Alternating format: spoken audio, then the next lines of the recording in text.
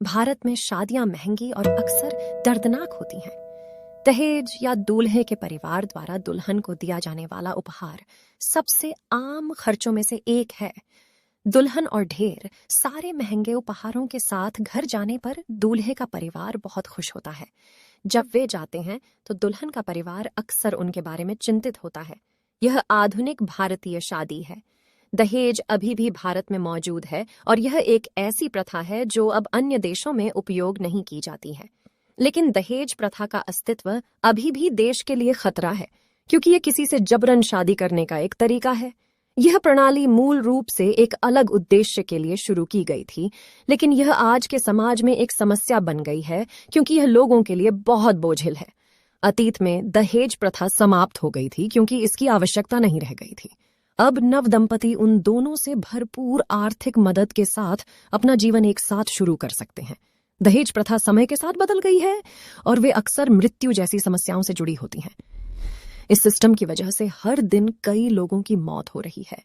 क्या है दहेज प्रथा? दहेज एक उपहार है जो माता पिता अपनी बेटी को शादी के समय देते हैं। ये बेटी की भावी शादी को खुशहाल बनाने का एक तरीका हुआ करता था, लेकिन अब यह किसी और चीज से ज्यादा एक परंपरा है। बेटी चाहे अमीर परिवार से हो या गरीब परिवार से, आजकल हर माता पिता अपनी क्षमता और इच्छा के अनुसार उसे दहेज देते हैं।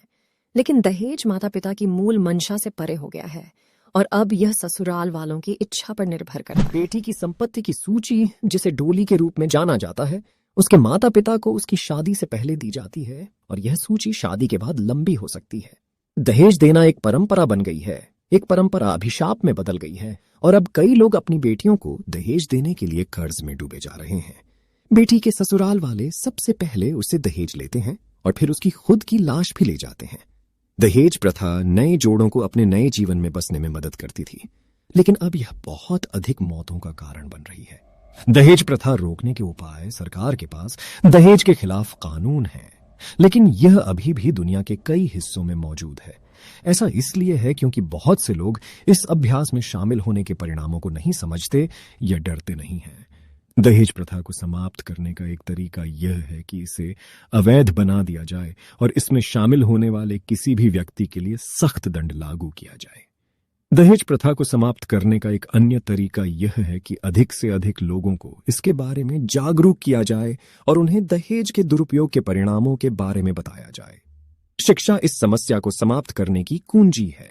दहेज प्रथा को समाप्त करने की जिम्मेदारी युवाओं को लेनी चाहिए। उन्हें अपने माता पिता को दहेज न लेने के लिए कहना चाहिए।